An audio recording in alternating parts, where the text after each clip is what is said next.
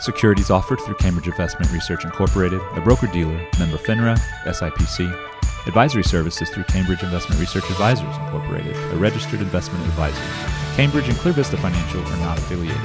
Discussions in this show should not be construed as specific recommendations or investment advice. Always consult with your investment professional before making important investment decisions. Okay. Welcome, everybody. It's September 5th. This is the September ClearVista Financial Market Perspectives. I'm Certified Kingdom Advisor Mark Trice, joined today with in studio by fellow financial professional Jesse Hamilton. Hey, everybody. Glad you've chosen to take a few moments to get into things and talk about what's been happening in the markets and the economy the last month or so.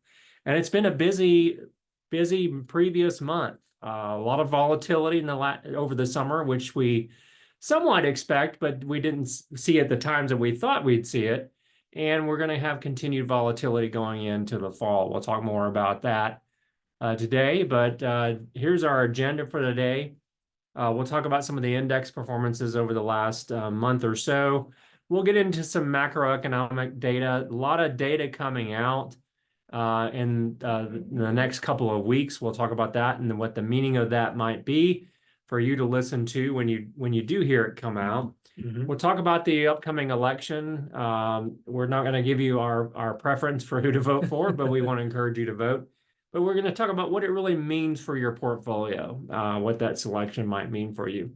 And then, of course, as always, if you have questions, you can text us at 254-282-0495. We'll try to get to those on the webinar today. If not, we'll get back with you shortly after that. Yeah, we got our phones right here ready. So yeah, we're all ready for those questions and things. Or you can also email us at info@clearvistafinancial.com. So Jesse, why don't we go ahead and jump into the indices performance over the month of August? Sure. So this is what everybody wants to hear, what happened in the large cap index, the S&P 500.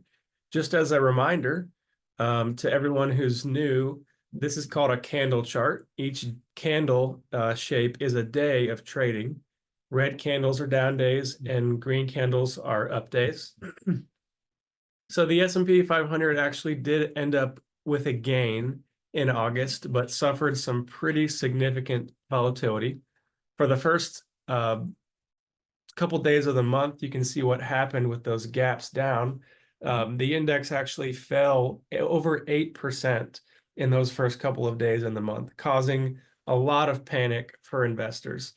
Several global factors led to the institutional selling, which then led to the headlines and fueled further panic and losses. We'll talk about those details shortly, what actually happened in the global financial world, but some extreme volatility in the first week of the month. And this was after having some volatility of a swing of almost 5% in the month of July. So right. A little more volatility than we normally see during the summer months when it's a little bit quieter. Traders have gone on their vacations to the beach and stuff like that. Right. But you can kind of see with this chart, the last couple of weeks of the month were relatively flat, moving sideways to end up the month of August. Of course, we're seeing that a little bit of a sell-off in the first couple of days of September, but that volatility is usually expected this time of year. Right. So next we'll cover the NASDAQ 100. If I can move the slides. There we go. So the NASDAQ is our tech-heavy index, cap-weighted, just like the S&P, and it's heavily influenced by those large mega-cap companies. Which are also in the S&P 500 as well. Yes, and it tends to be a little more volatile than the S&P. So the NASDAQ gained a little less than 1% in August, but that doesn't tell the story because in the first 3 trading days of the month, Mark, this fluctuated 11.69%. Yeah, that's a pretty hair-raising ride. Right. So if you're an aggressive investor, you're putting a lot of your assets into tech, and you took 3 days off and then opened your account, you were down 12%. That's pretty dramatic. And in July, more volatility as well. That we had swings there of over 8%, almost 9%. Right.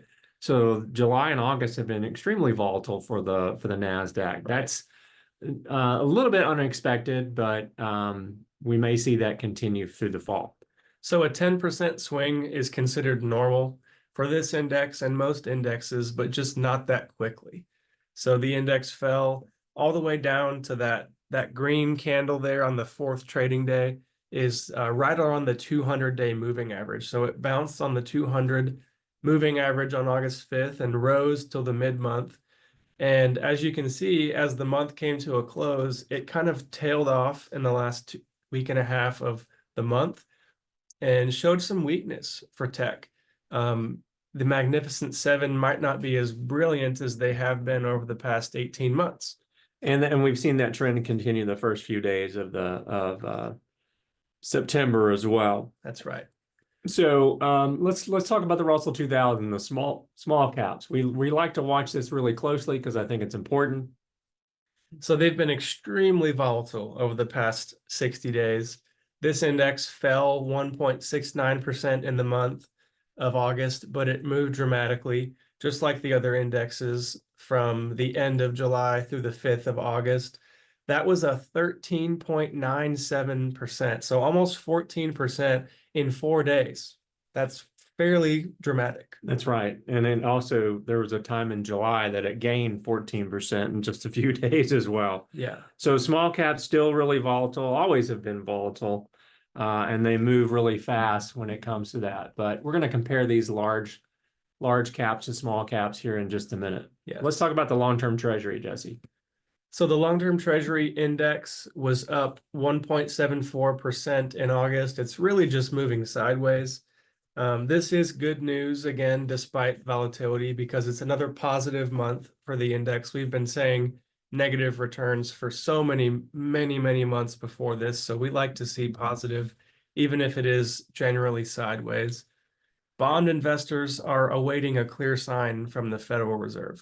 Yeah, and that's probably why there was a little bit of gain. Yields fell a little bit in August on longer term treasuries, and we've seen that continue. I think the bond market is expecting a certain number of cuts, and by the Federal Reserve this fall. We'll talk more about that in just a moment.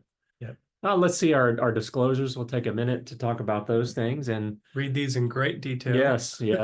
We have to make sure that you understand that these are just indices. These are not actively traded stocks. That's right. So let's compare large and small. Yeah. We've been doing this chart for over a year now. Just a reminder, the red and green line is the S&P 500. The blue line is the Russell 2000. So blue is the small companies. We've been tracking this for quite a long time. And we want these lines to be running close to each other in parallel.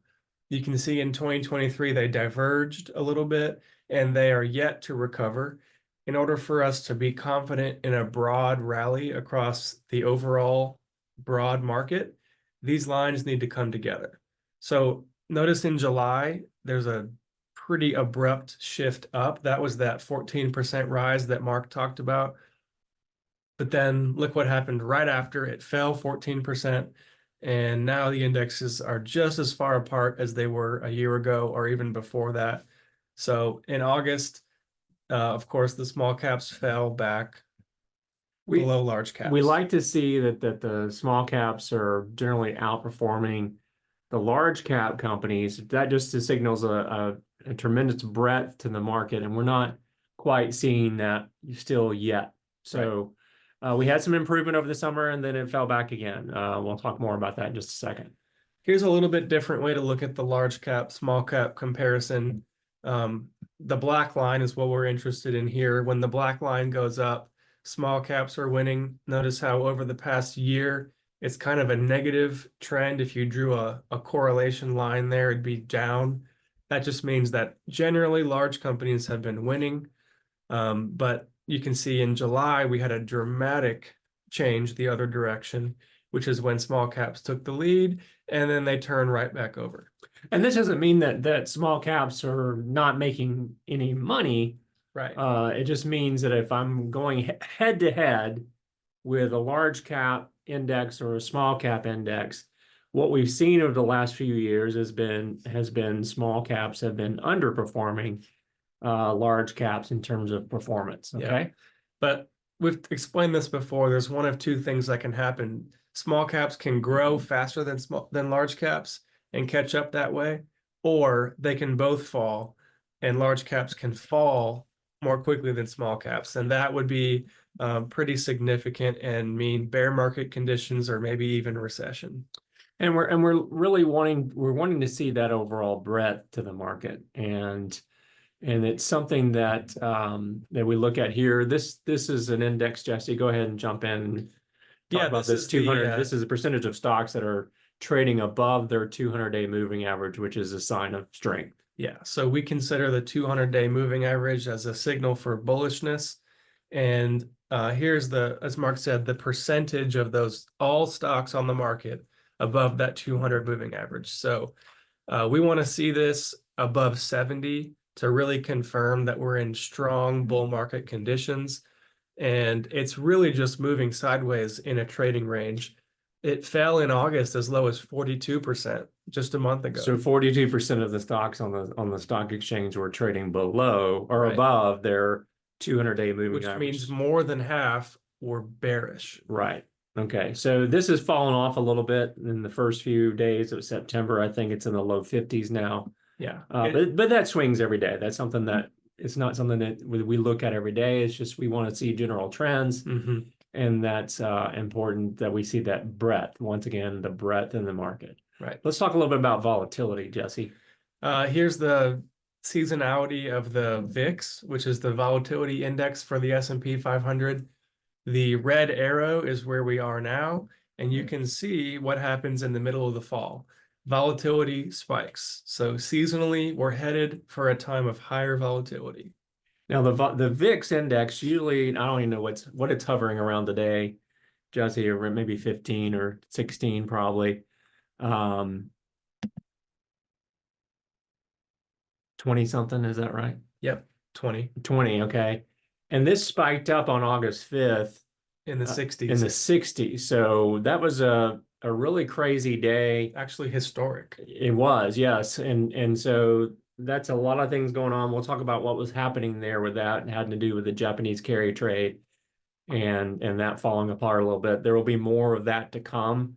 We don't know when Japan will affect that, but we'll talk about that in just a moment. Yeah, that doesn't mean that the index is going to go up. That just means that the volatility seasonally will increase. That's right. So I created this chart this month to kind of take a step back and remind everybody where we are and how we got here. This is a chart of our moderate index, so a basket of roughly 60% diversified equity and 45% aggregate bonds. Which a lot of you are holding in your 401ks. That's right. If you're not aware, that's what a lot of you are holding as you get close to retirement. I want to tell a story of why so many investors feel like their performance has been lackluster over the past several years, really since COVID. The headlines are pointing out so many all-time highs, bull market conditions, and success stories. But let's take a look back at what happened since COVID. So here's our first point, COVID-19. We all know what happened in the stock market there. We took a dramatic dip in the span of a month. The COVID slump where we saw stocks fall quickly when the world kind of shut down. And then it rebounded very quickly after. Right. I did. Oh yeah. So next is the next chapter is 2020 to 2021, where we had this rally fueled by stimulus. We were all, most of us were getting free money from the government. There were low interest rates. The federal programs were stepping in to try to keep our economy and our world afloat and alive. And we can see what happened in the markets. So next up, the 2022 bear market, where the sugar high, if you will, fell off from all the stimulus money. Inflation hit a 40-year high. All the candy that Uncle Sam was giving us. That's right. So 40-year high for inflation, over 7%. The Fed stepped in when that happened, and they started raising rates at the fastest pace in history. And the S&P fell over 22%. Long-term bonds fell over 40%. We all remember how that felt. Then we moved into 2023. We continued to move sideways throughout the year. Investors were whipsawed back and forth, couldn't make up their mind. And we finally reached a bottom in November of last year. And then our last chapter here is how we got to today. The October low or November low to where we are now fueled a rally through artificial intelligence, the Magnificent Seven, and some unexpected robustness from our economy. That's right. Pushed the indexes into bull market conditions despite numerous underlying concerns. So we've been talking about these concerns for a while. The red flags have not gone away. And then on top of that, throw in one of the most polarizing elections in decades, and you wind up to where we are today. Let's see here. One more. So I drew a line here. Sorry. There we go. One more back, please. The slide operator has, okay. So I drew a line here on the current price of this moderate index, and notice how it's not as high as it was in 2021. So this still has over 4.5% to go before it reaches the previous high. So we're not trying to paint a negative picture here. There have been pockets of strength in our economy, in consumer habits and spending. It's all proven to be resilient, but this is an illustration of how we got to where we are now and why you might be frustrated with your returns. Yeah, so if your portfolio kind of looks like this, give us a call, because that's something that you may be missing out on other areas of strength, holding that basic buy and hold portfolio. That's right. That may be underperforming your where you could be. Okay, let's jump in here.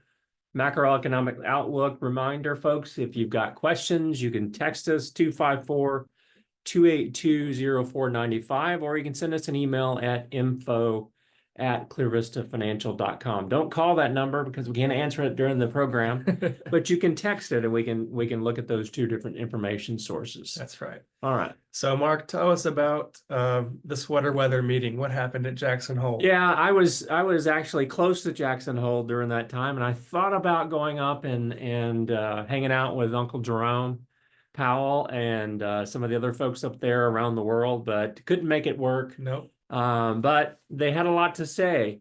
So on the 23rd of August, they had their usual G7 economic advisors up meetings that they have at Jackson Hole every summer. I'd love to go someday myself, but I checked the hotel prices and it's pretty steep during that time of year. So the Federal Reserve Chair, Jerome Powell, gave us a very strong signal that interest rate cuts are coming soon, basically saying that the central bank intends to act to stave off a further weakening of the U.S. labor market. And his statements basically said that they do not seek or welcome any further cooling in the labor market. And I think that we're going to see the labor market report tomorrow, Right. September the 6th, and that will move the markets. If it underwhelms, if it underperforms what the market or what the economists expect, the market might react negatively because the Fed's is late in making those rate cuts. So we're going to have to watch that. There's also going to be consumer price index data for August coming out before that meeting as well. I expect that the Fed will lower interest rates. These are the overnight Fed funds rates, probably by 0.25%. I would not be surprised if they lowered that by a full 0.5% percentage point at that September meeting. If it's any more than that, I think that will be disappointing news to investors, and they might be concerned that the economy has cooled too fast, and that could be a problem for stocks in general. Now, let's just spend a minute here talking about historical data when the Fed does cut rates. It creates volatility in the stock market. Now, you might be thinking, wait a minute, Mark, that's a good thing, right? That it helps, with borrowing and things like that. Yes, it absolutely is, but it can create volatility in the stock market. because of trying to predict how much more will they cut rates. Should we borrow now to invest in our company, or should we wait? So it creates a lot of volatility. We expect that, and that's normal, and we normally will move to make adjustments as necessary in that. So look for that. That's coming the week after next, September 17th and 18th. They'll have their press conference on the 18th. We'll be watching that word for word. Get your popcorn ready. Get your popcorn ready. That's what we do in our office, to try to watch and dissect what the press release says, and also, more importantly, the questions that the Federal Reserve gets from reporters. There's only about 2 reporters in the whole pool that actually ask a meaningful question. The rest of them are pointless, but we're paying attention to those couple of questions that they get from those good reporters. So that'll be out there. There's a lot of data coming out between now and then, which can move the markets. Okay, Consumer Price Index. It actually declined in July, which I think it did last July as well, slightly. It's either flat and that's when President Biden announced that they had beaten inflation, not quite so fast. The CPI is up about 2.9% from a year ago. Food prices rose about 0.2% in July. Energy prices remained unchanged. That's good. The core consumer price index, which excludes food and energy, which I don't know why they do that, but it tends to be more volatile, rose about 0.2% in July, and that matched consensus. But those core prices are still up over 3.2% versus a year ago. Inflation is one of those double-edged swords, because even though you see inflation perhaps falling on a year-over-year basis, it's still going up. 3.2% is a full percent, almost percent and 0.2 higher than normal. And so you're still seeing prices rise faster than we'd like to see. I think what the Fed's excited about, though, is this is the first time since 2021 that we've seen the CPI below 3%. Yes, that is promising. What they're afraid of, and this is why they've kind of delayed making interest rate cuts, is they're afraid of that double whammy inflation like we had back in the 80s, where the Federal Reserve started cutting rates too quickly, inflation returned. And so it's going to be interesting to see what the CPI is for the month of August when it comes out later this week or next, and what the Federal Reserve will do. So we watch this closely because it does have a direct impact on you. And the consumer has a direct impact on how the market responds to those things as well. Jesse, let's talk a little bit about the ISM Manufacturing Index. This is important.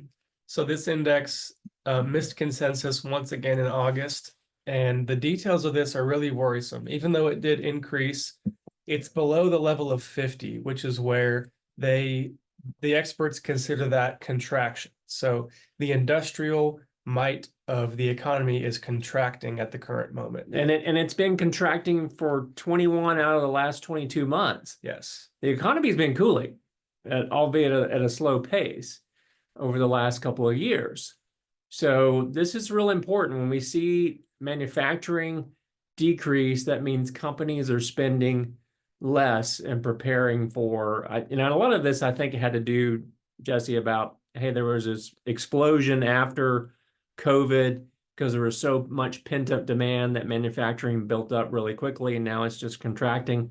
Part of that comes into play here, but it's a little bit more concerning when you start seeing an employment drop off as well. And we've all heard of layoffs from some major companies in the last several weeks, and we expect that to continue on through the second half of 2024. And a lot of this was created and caused by the government doing reckless spending. Yeah, the M2 mining supply is declining, and we'll have to see if businesses use that extra cash to build their future, or if it was just them surviving. Yeah, we'll find out here in the coming quarters and stuff. Now let's talk about, here's a contrarian view as well, Jesse. Let's talk about GDP. Yeah, they revised it up from 2.8 to 3%, raising the prior estimate. and the consensus was 2.8. So now they have beat the consensus. Yeah, and that's a strength about the economy Right. that's going on now. We haven't seen since the Obama administration. We really haven't seen, except during the late teens, 2000 teens, growth above this. So there was kind of the acceptance that 1% annual GDP growth was going to be the norm, and that shouldn't be the case. And we normally expect it to be around 3 or 4% real growth in this. This is revised up. We'll see what the GDP numbers are for the third quarter when they come out in October toward the end. A lot of this had to do with people still spending more. And what we'll see is that what we're seeing is that people are spending more, not because they have the money, because they're putting more in credit cards. And this upper revision that they had was really due to that personal consumption and services and non-durable goods. Okay. There were small downward revisions in other major categories. Jesse, I know you love talking about Japanese carry trade, so why don't you comment on this a little bit? Well, I just threw this slide in here, trying to understand what happened, and no, it was not a global financial meltdown like some of the articles on the major journals wanted to say and scare you about. But what happened with the Japanese carry trade issue in early August was just that several large bankers and investors used the stability of the Japanese yen compared to the US dollar to borrow and leverage their funds for higher yield opportunities. It's just basically, I'm going to borrow safe money and make safe money on that money. It's kind of an arbitrage of sorts of using currency It's to a make currency a little arbitrage. Yeah, That's exactly what it is. And then unexpectedly, the Bank of Japan caused that stability to waver. And the reason that it was so volatile is because a lot of these currency traders borrow that leveraged funds and do as a multiple of different things, like a 10x multiple times. So the gain is great, from the multiples, but also you have the same volatility on the downside too. Right. And that's so. Give us an example, Jesse, because I think you had a good example the other day. Yeah, this came from one of our partners, but they gave the example of you show up at a Japanese bank and you put down 100,000 and you borrow $1 million on that 100,000 that you put down at 0%. Million yen. Yes. A million yen. So then you convert that yen to dollars and you buy a US Treasury note at 3%. Seems like a foolproof plan here, because then you're getting except when it's not. Except because you're getting 10x leverage on that 3%. So you get 30% return on that money. But then if the yen appreciates by 1% and you didn't hedge against that, which a lot of them didn't, your return falls to 20. And then if the yen appreciates 5%, then you just lost 20%. Right. So it's extreme leverage. A lot of smart people like to use leverage and things. We think that's a little risky. And clearly on August the 5th, those currency traders did that as well. I've seen this a lot. My wife used to work in foreign exchange, and so I knew that they did this some, but I did not see anything that extreme before August the 5th. That's right. So how are people feeling? Let's talk a little bit about this. University of Michigan has a consumer sentiment index. Yeah. You may only know they're football national champions, but they're really good at other things as well. They're also leaders in consumer sentiment studies. So they released their 2024 July data. And this has been going on for years and years. Yes. They do this. Yeah. This is a index of how consumers are feeling around the country. We're going to share a few of those today. Yeah. But I think the main thing is that we're still not feeling well. No. So here's the index of consumer sentiment, the main index of how people are feeling compared to years ago. This goes back to 2014. And we can see through 2022, they started falling. And really in the middle of 2022, the sentiment changed and went up and down, but generally rising until the beginning of this year. You can see where it peaked and fell off, and people have been losing sentiment through the most of this year. This is basically, how do I feel about the future of the economy Yeah. and my own personal financial situation? It has been rolling off. The average, historical average, because they've been doing this since the late 90s, the historical average is around 96. And in August, that number was in the high 60s. So consumers are feeling less confident about the future than they have ever in the past. You see the chart, and the years leading up to the pandemic, it was in the high 90s there.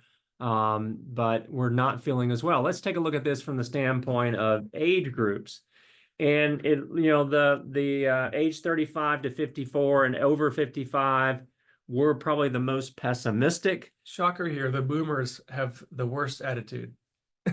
I shouldn't call it our attitude, Jesse. It's just sentiment. It's our sentiment about the future. Just we've been around the block a few times. They have the most knowledge about what could happen. And you millennials and Gen Z people just are oblivious. we can go there if you want to, Jesse. But no, all groups, all age groups, all demographic groups are not feeling as positive about their economic and financial future as we have in previous years, especially leading up to the pandemic. Maybe the pandemic changed and made us all more pessimistic or something, Jesse. The chart shows that it did, but the people 55 and older have been through multiple market cycles, multiple bear market conditions.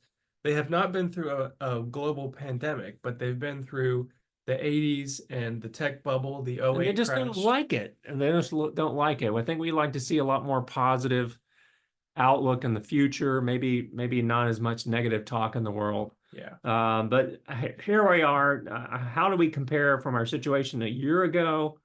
It's worse off. We feel like we're worse off than we were a year ago. And then what about buying vehicles? Well, we're not really excited about that either. No. And so you've seen slowdowns in vehicles. In fact, I think I read an article that Jeep was cutting production of Wranglers and Wagoneers and Cherokees and things. Yes, if you want to go buy a brand new Jeep, this is probably your time to do it. Yeah, probably is. Pretty much give it to you. We have seen prices drop on vehicles. How about for houses? Well, we know a lot of that's impacted by the rise in interest rates, and especially the younger generations. They've never experienced a time where interest rates have been so high. Now, I remember buying my first house in the 90s, and I had to pay, because I was starting out, I didn't have really the best credit, and I had to pay a mortgage of 8 or 9%. I thought that was pretty good, comparatively speaking. And we're so used to the 2.5 30-year yields and things on mortgages that this is really kind of a shocker. So we probably are. I can see why we're more pessimistic about buying a house. Look how positive people were back in 2015 to 2020. That's because money was 140. cheap. Money was cheap. Money was darn cheap and almost not free, but still you had some good things. Let's talk about interest rates for a moment. Yes, so we'll click forward one slide to the yield curve. Yeah. I read an article this morning that for the first time in over 2 years, technically the yield is uninverted. And all that means is the 10-year is above the 2-year. Okay. So this chart is still way out of whack, with the 3-month being a mountain peak compared to the 30-year. It's still reversed of where it should be. The technical definition of an uninverted yield curve, though, is the 2 and the 10 flopping, and that happened today for the first time in a very long time. We'll see if that holds. We'll see if that holds. Yeah. Yeah. So we still have to see that inversion. And we said before, this is always indicated we see this inversion prior to a recession. That's right. And we haven't necessarily had a recession necessarily, but I would not be surprised when the third quarter GDP data comes out that we technically have been in a recession. We're just not going to see the government talk about it, especially before an election. Speaking of elections, yeah, we had a really good report come out this month from our friends at American Funds. If you want to see this entire report, we're happy to send it to you. You can reach out at our text line 254-282-0495 or email us. We'll send you the full copy.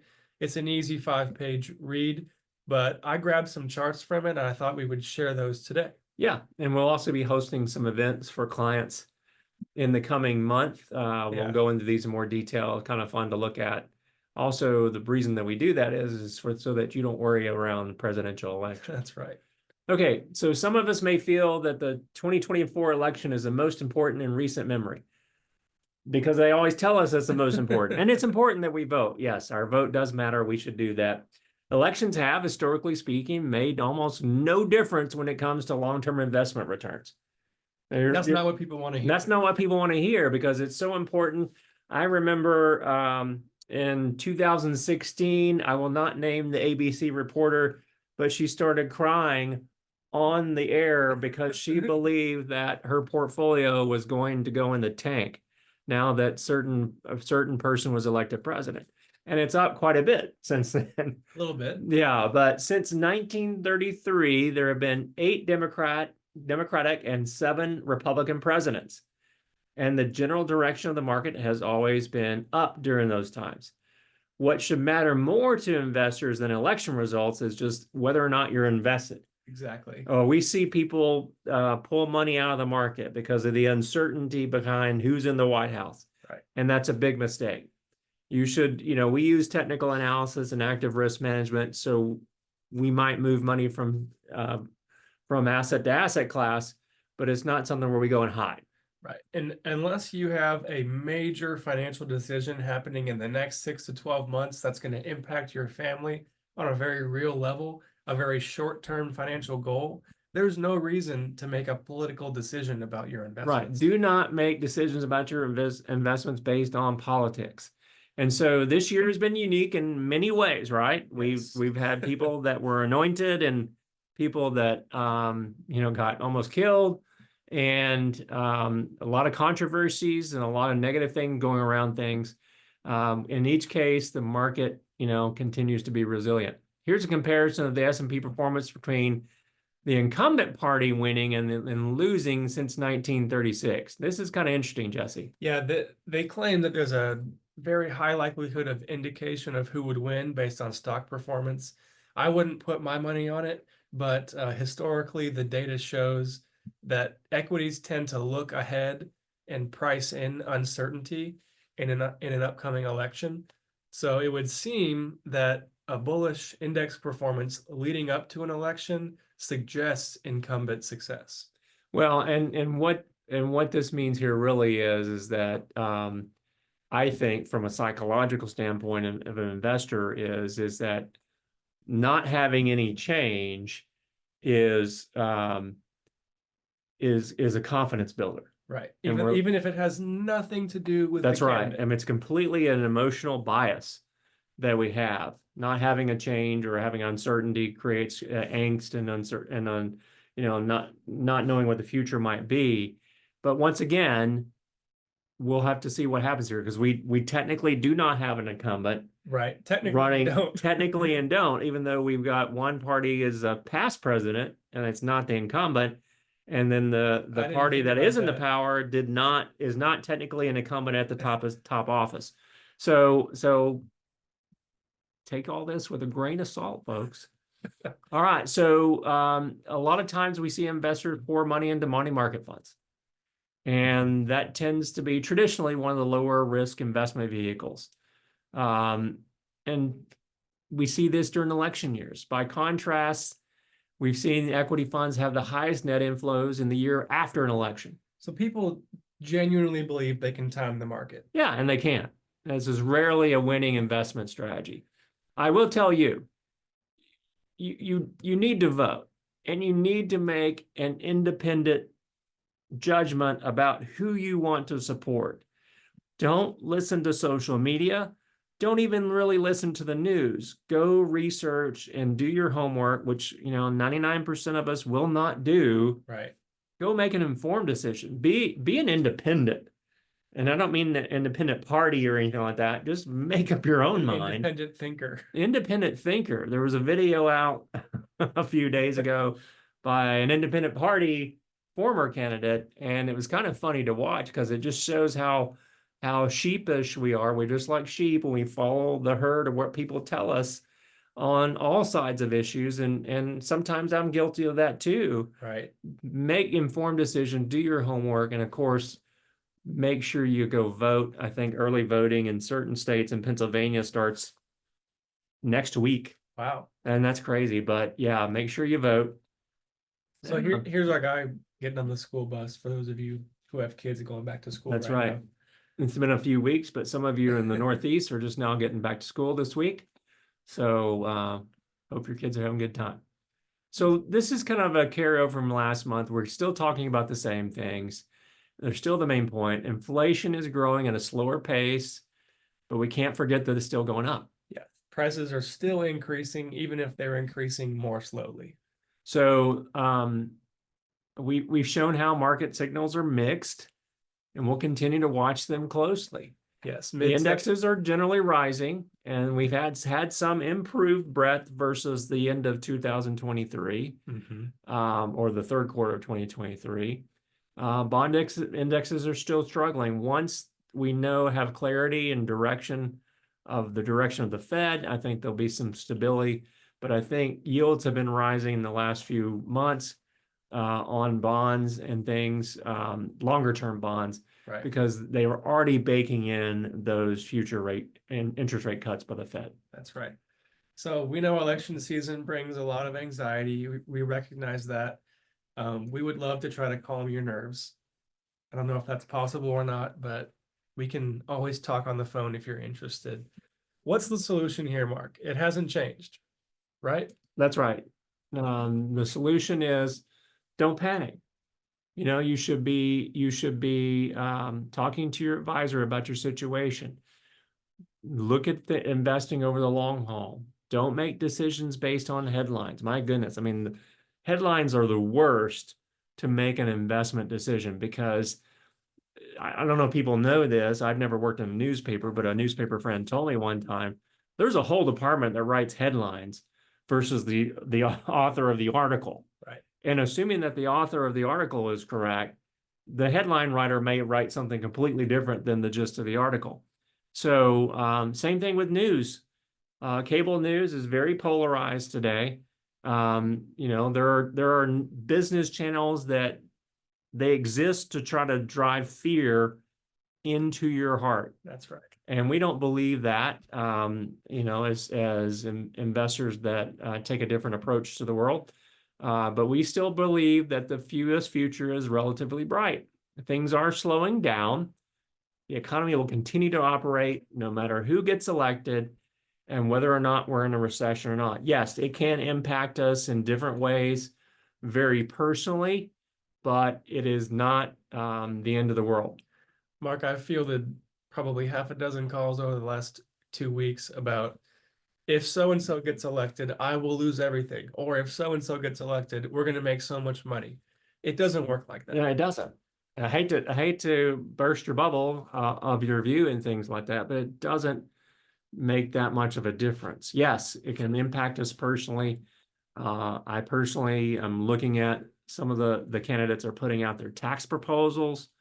I'm looking at that closely, because that just means, more of my money that I get to keep in my pocket, more money that you get to keep in your pocket, depending on how it's taxed. Right. I was looking at a tax proposal. The Congressional Budget Office puts out studies of different candidates' tax proposals and things like that. And it was talking about this tax proposal will cost the government, so many $1 trillion. And I go, wait a minute.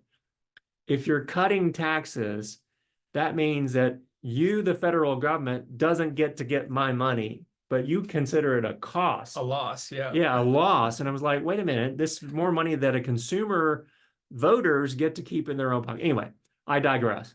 So Jesse, I know people have questions about their 401k, because a lot of our listeners have large 401ks, have been building them up over the years.